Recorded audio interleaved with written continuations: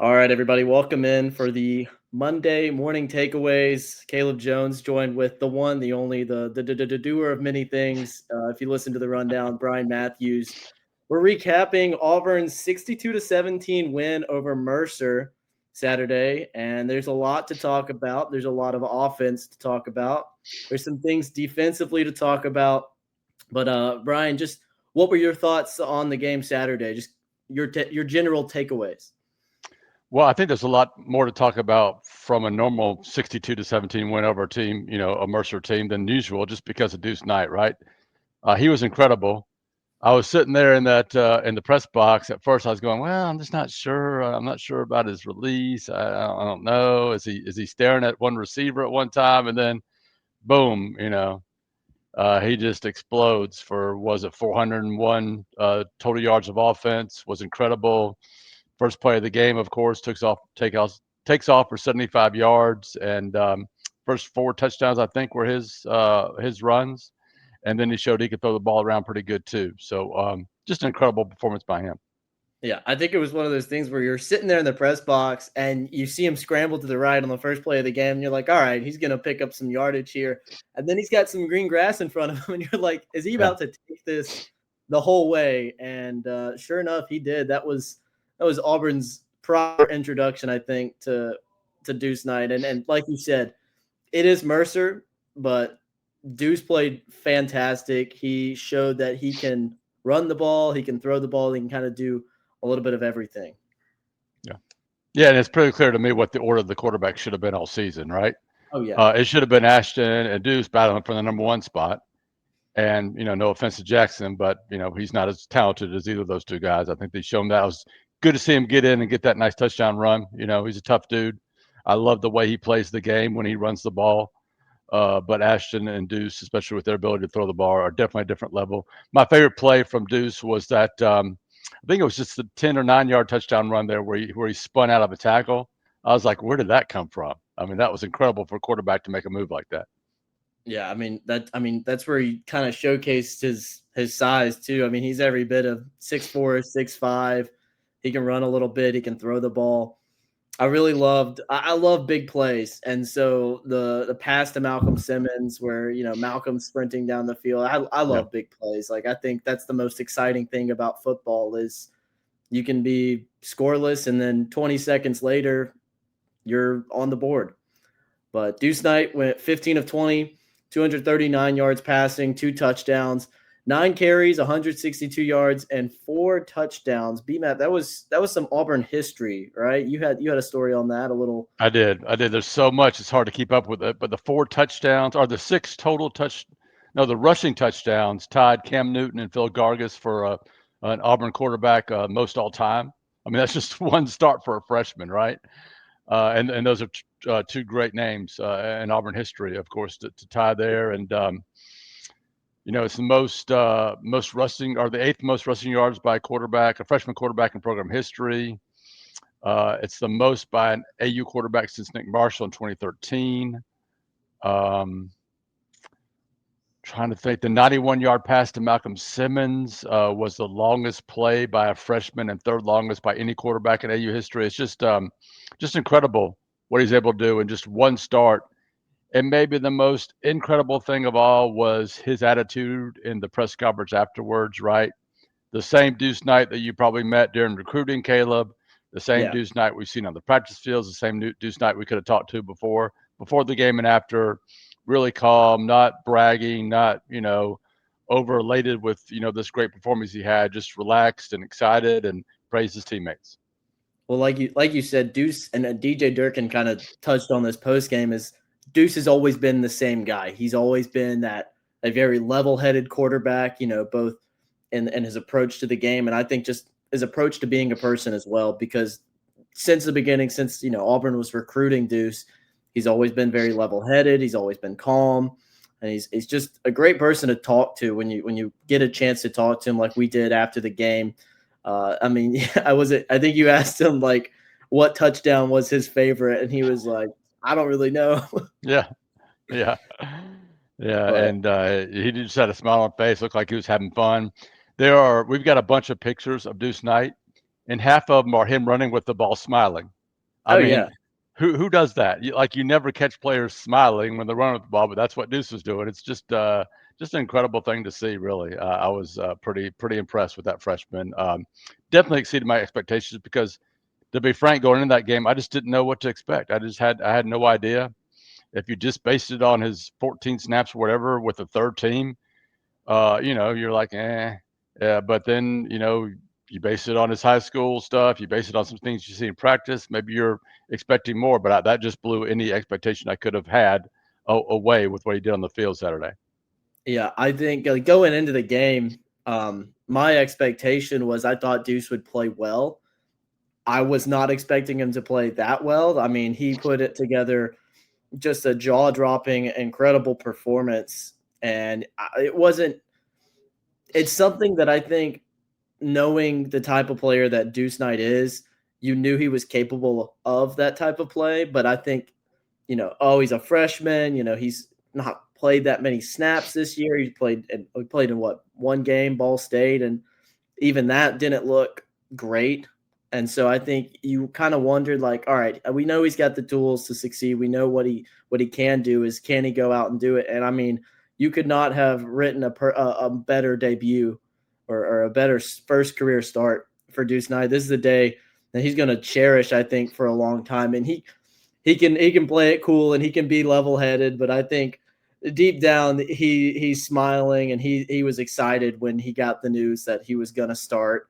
Oh And yeah, pregame, you've got the player introductions happening on the video board in Jordan Hare, and I'm pretty sure I saw a video of him standing in the tunnel with Ashton waiting to watch his name called. And yeah, his name gets called and Ashton is just pumping him up. And to some more credit, Deuce was asked a lot about Ashton and Jackson post game and their impact on him and just his ability to play the position at Auburn. And I thought he had a lot of really good things to say about the type of players, the type of teammates that Jackson and Ashton both are. Is the quarterback's one of those positions where everybody's looking for you to make the plays, and it's really, yep, it's like if you're in the game, it's you, right? It's not like yeah, receiver or running back where you're subbing in and out for different formations and things. Like, it's you. And so I think it speaks tremendously to the character of both Ashton Daniels, Jackson Arnold, of the fact that, look, this true freshman, he's going to start. Now for Ashton, it's a different situation because he knew he was going to sit, but just the conversations that Deuce was kind of sharing about what Jackson was telling him and what Ashton was telling him, I yeah. think it speaks tremendously to the quarterback room that Auburn has and the character that they have in there. Yeah, he mentioned that Jackson called the coverage for the first play of the game when he had that 75-yard touchdown run, and how cool that was. And he talked about Ashton and how he's helped him from the day that he knew both of them knew they were coming to Auburn, or Ashton knew he was coming to Auburn, and how they connected right away, and has really done anything to help him, early in his career. So I thought it was great, and this is something I'm going to write about, but it's something to think about. The one decision that everybody made, I guess, together, Durkin, Ashton, Deuce, to sit Ashton and play Deuce Knight in this game. Think about the millions of dollars that made those two quarterbacks. I don't know if they're going on the open market, but by Ashton preserving his red shirt, coming off a game when he had 424 yards of total offense against a good SEC team, he can ask for and get probably a lot more money, probably 3 or 4 times the money he's making now in the open market if he chose to do that. And now Deuce Knight can put that tape on the field, even if it is Mercer. They can see what he can do in college. They can see how explosive he can be as a passer and runner. So, I know he's already making a pretty good amount, but that's more that he could ask for now if he was to go on the market. So that was a very big decision for them as far as their future and as far as how much money they can make in the market if they choose to do that, or if they choose to renegotiate with Auburn.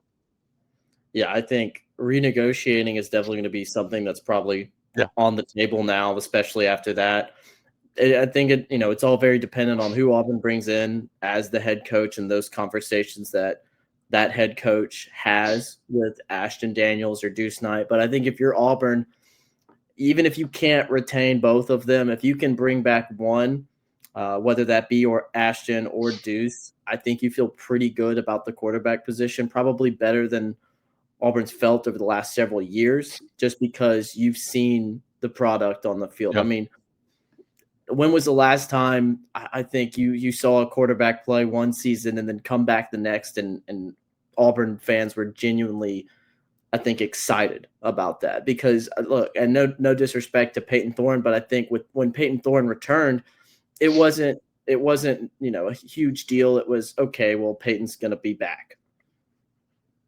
Yeah, and you would think that would be Bo Nix, but there was so much going on with that team and Yeah, Gus, and the receiving core was dropping off even more from his freshman to sophomore year. So even though there's excitement, I think, to have Bo Nix back after his incredible freshman year, beating Alabama and all that, it wasn't what I think it could be with a new coach and one of these guys returning, or both these guys returning next year.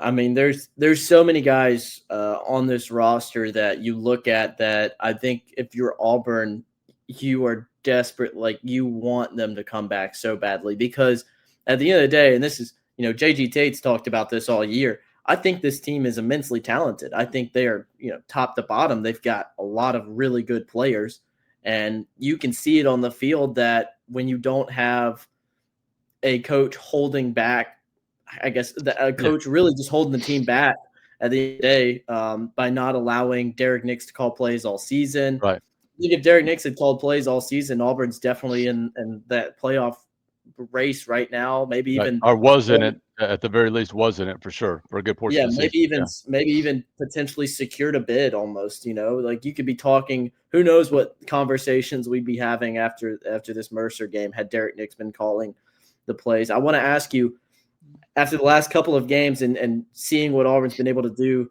offensively, is Derek Nix somebody that you try to retain if you're a new coach? Possibly. I mean, I just you don't want to force too many coaches on a new coach who's already this strong, push to keep Durkin. I think from the administration, I don't think it's a requirement for the new coach to keep him, but I think it's something that they would like to see happen. So you don't want to overdo it. But when I look at Derek Nix, and I look at, I talked about the millions of dollars that I think both Ashton Daniels and Deuce Knight have made over the last 2 weeks. I think you can say the same about Derek Nix. I think he's now a guy that can and deserves the opportunity to be a full-time offensive coordinator that's in full control of that side of the ball, commands that type of salary. And maybe he skips that step and goes straight to head coach. But I think both those things are viable opportunities for a guy with his experience now, and now him putting stuff on tape where he shows that he can get it done. Auburn averaged 9.8 yards per play. Yep. BMAT against Mercer. That's pretty good. I mean, I don't care if it's Mercer. That's really good. And I mean, this is a team, again, that 4 weeks ago they put up 3 points at home against Kentucky, right? And then they go to Vanderbilt and put up 38 with 6 days to get ready.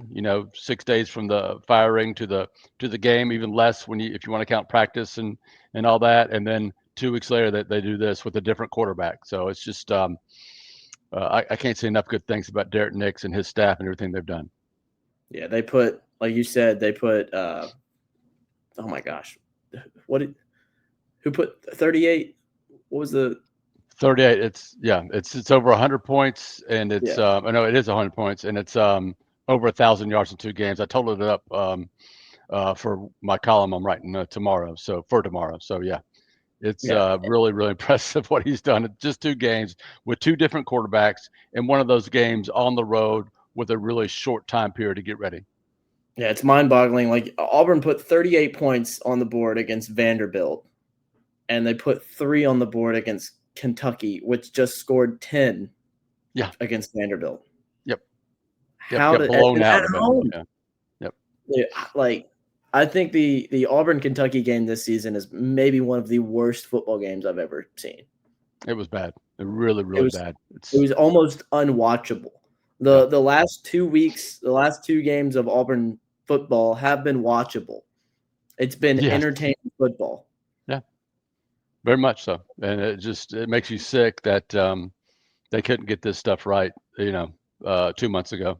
and what this team could have been, what the potential of this team was. That's the difference coaching makes. They've got to find a head coach, a new coach that's going to take care of all the major things that it comes to run the program. You just can't have somebody drop the ball completely like Hugh Freeze did with the offense.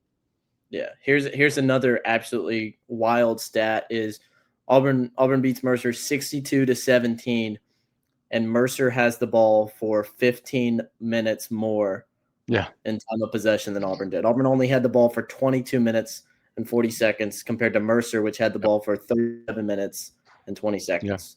Yeah. It's kind of insane. That's what happens when you have a big play offense that strikes like it did, and that's what Auburn did. They didn't have to have long sustained drives, and Mercer had those two early, really nice drives until DJ Durkin, I guess he cussed out the defense on the sidelines. I did not see that, but he admitted to doing it, and I think a couple of players mentioned it too. I don't think it was anything terrible or anything, but I think they responded to it for sure. Yeah, I mean, it's just like what DJ was saying in the post-game press conference was that is not the style, that is not the technique of football that they were playing, that they didn't meet the standard. It goes back to the standard. There's been all season long, there had very clearly been a standard to which the defense was held to. And if that standard was not met, DJ Durkin was going to light into whoever was not meeting that standard and assure them that you are going to meet the standard or you're not going to play on that field. And it was a slow start, a rough start. Like you said, Mercer's a good FCS team. They're going to be in the playoffs. They're probably going to make a little bit of a run there, but still you can't allow 14 points in the first quarter. Not a good look, but they rallied back. Mercer's going to be the number 6 seed in the FCS playoffs. That was released today. Pretty good team. So, but definitely. The defense shut them down after that. I think Auburn would have outscored Mercer, let's see, 62 minus 14 is 50. Doing the math, 48-3 after that, I think. So that's pretty good. Yeah, very good. Couple of offensive.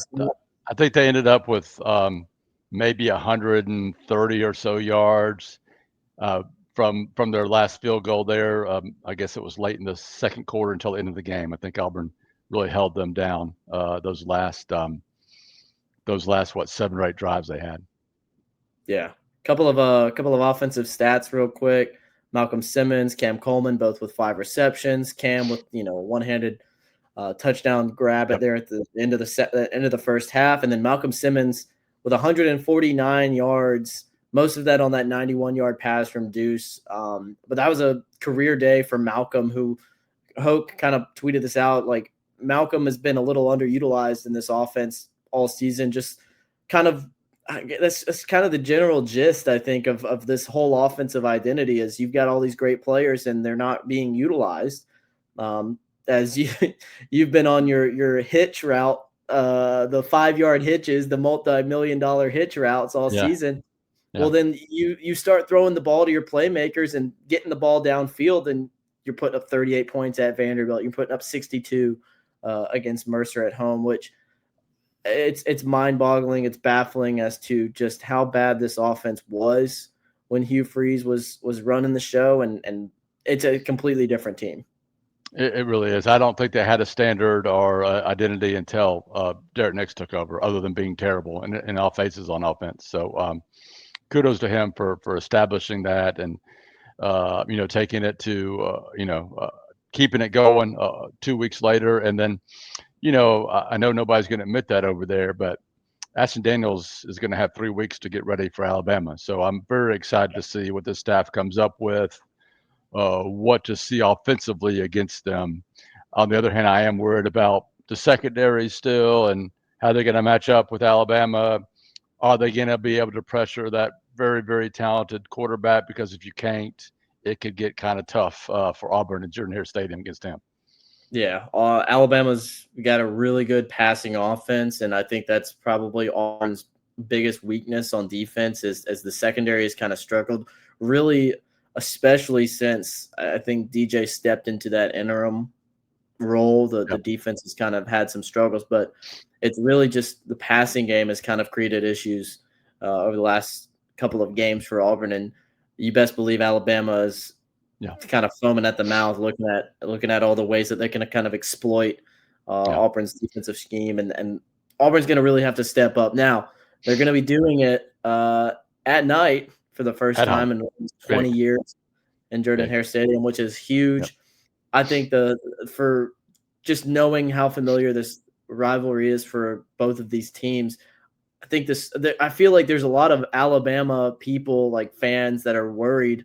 because I mean, living in the state for my entire life, you know the feeling. I've got Alabama fans that are texting me saying Auburn scares them because there's nothing that Right. Alabama fans hate more than when their team goes into Jordan Hare Stadium Yep. because I mean, there's a bad there's a history of those games getting close when Yeah. on paper they shouldn't. Really the last several years, Auburn's not been good. Auburn's not been good, and they've been able to hang in there with some really good Alabama teams. So I'm excited to see, kind of like you said, how Ashton Daniels does. But I do think that I do think that now with what you've got from Deuce, if something happens to Ashton, I think you have to go to Deuce as the number 2, right? Oh, no question. No question. And I think the key in that game, first of all, is Auburn getting off to a good start because I agree. I think Alabama is going to come in there a little bit scared, not scared, but you know what I'm saying, concerned, right? Because I just think they know what's coming. And if Auburn can get off to a good start, that crowd's going to get into it, and that's going to give Auburn an edge, and that's going to have them worrying a little bit, at least in the back of their head. I also think you absolutely 100% have to put pressure on Todd Simpson.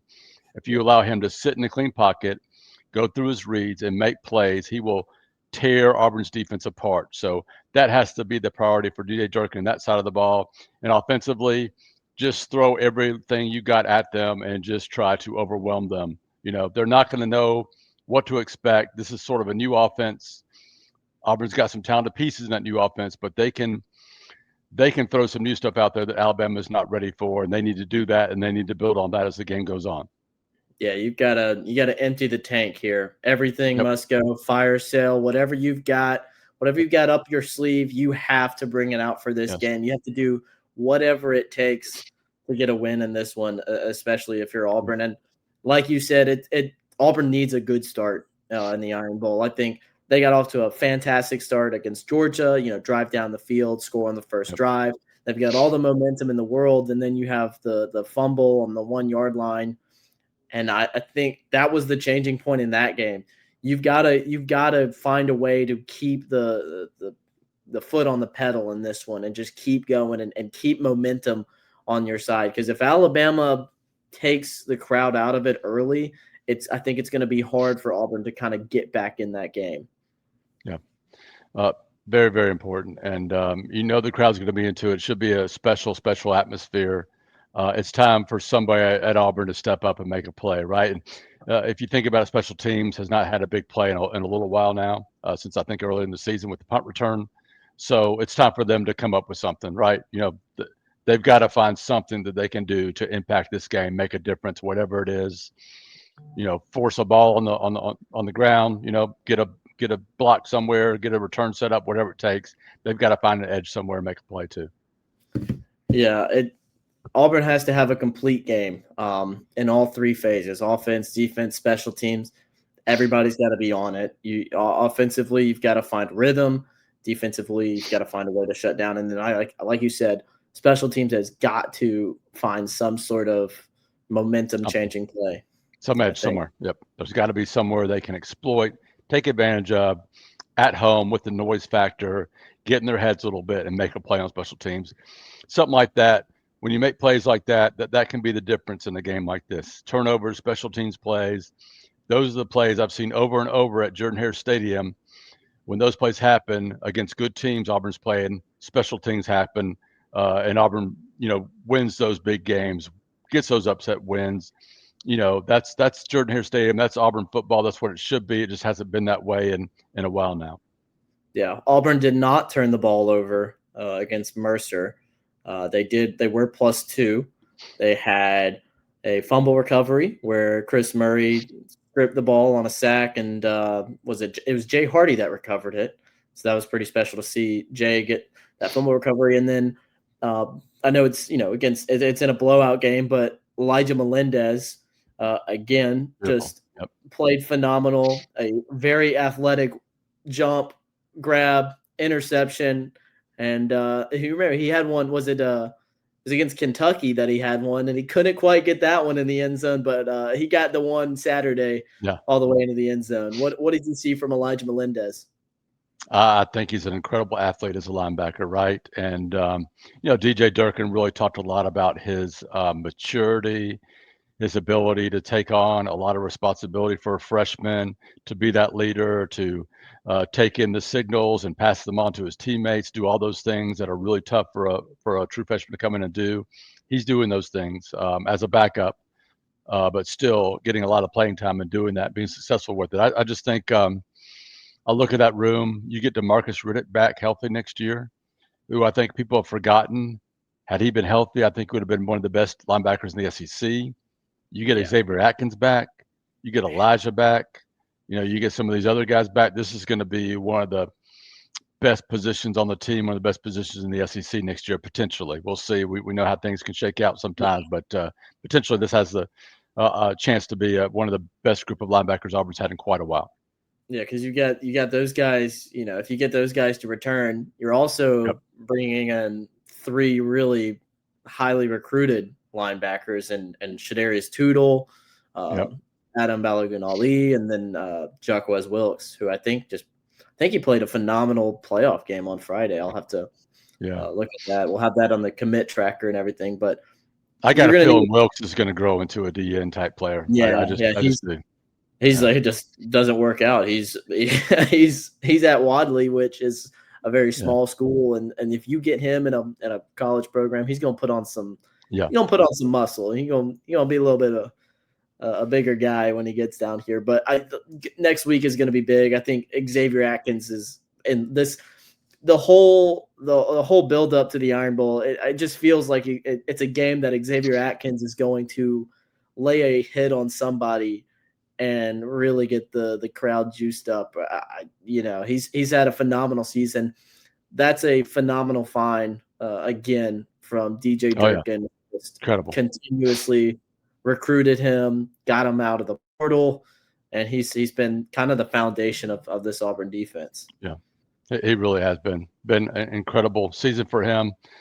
Become one of the best linebackers in the country after barely playing for LSU a year ago, and if you're Auburn, you want to do everything you can to keep him here, for at least one more year before he goes on to the NFL and puts up huge numbers there. He's a special player. He's a perfect fit in this defense, and he's the type of guy that just fits exactly what Durkin wants. He wants his defensive linemen to eat up space and let his linebackers make those plays, and Atkins really, really does that at a high level.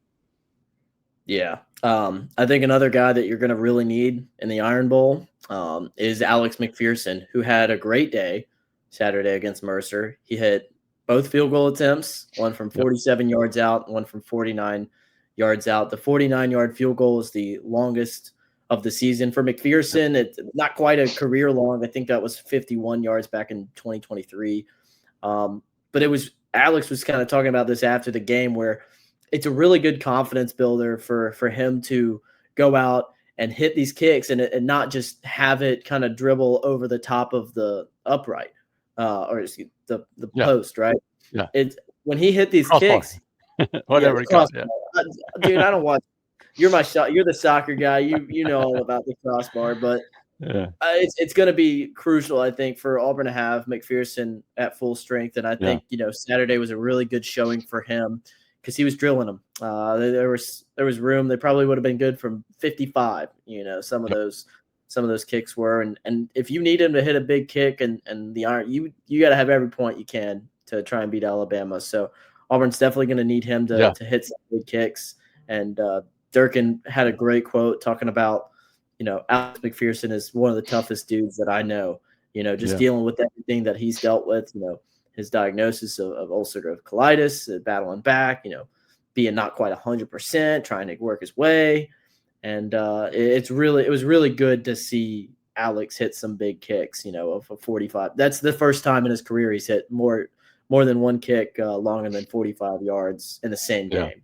So. And to and you look at the other side of the state, Connor Tauti, Alabama's kick was booed, during their game.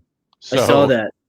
That's not going to give him a lot of confidence going to a place where Alabama kickers have really, really, really played poorly over and over again. So that's another area that you think Auburn's going to have an advantage. Yeah, absolutely. So that game, the Iron Bowl, is what, 6:30? Yep. 6:30 on ABC. Yes. Man. Oh yeah. Prime time. I miss the CBS. I do. I loved when SEC games were on CBS. There's something nostalgic about it. I really do miss that. But so 6:30 on ABC from Jordan-Hare Stadium, the night game. Yep. Auburn, Alabama, with Alabama playoff hopes on the line. Auburn got nothing to lose. they can make a bowl if they pull off the upset, which I think a lot of the players would be, really amped about and would love to kind of experience, because Auburn's not done that in several years, or they've not won a bowl. They haven't had a winning season since 2020, so it's time. Could you imagine if Auburn ended up with a winning season somehow? I can't imagine it, yes, because I've seen it before. But yes, they need to take care of business against Alabama, and I don't, it would be an upset certainly, but I also feel like Auburn should be able to line up and play with them, right? If they can keep Ty Simpson in check, right? That's the big thing. Yeah, if they can't pressure him, then I just don't think they have much of a chance to win. But other than that, I think Auburn matches up really, really well, and I think Jordan-Hare at night is going to be incredible. Yeah, you don't have to play. I don't think you have to play perfect, but you have to force Alabama into some mistakes, and you have to capitalize on those mistakes. You can't just you can't trade mistakes. You have to be on the plus side of mistakes. Yep. They're one of the worst rushing offenses in the SEC and nationally. I think SEC, they're 13th out of 16 teams right now with rushing offense. So that's an area Auburn should be able to exploit, right? Stop the run, pressure the quarterback. That is the formula that Auburn has used for, going back to Pat Dye and before, right? Of winning games, especially at Jordan-Hare Stadium, especially when the crowd's behind you, especially when it comes to beating highly ranked teams that are favorites. And this is a game that I think Auburn matches up well in that area if they can get it done as far as pressuring Ty Simpson. All right. Well, Auburn, Alabama, 6:30 on ABC next week. Auburn again defeated Mercer 62-17. They're 5-6. Auburn's still looking for, I guess, the second SEC win. Season's going to close out. The regular season's closing out next week. But until then, this has been Monday Morning Takeaways. I'm Caleb, joined by B-Matt. Peace out.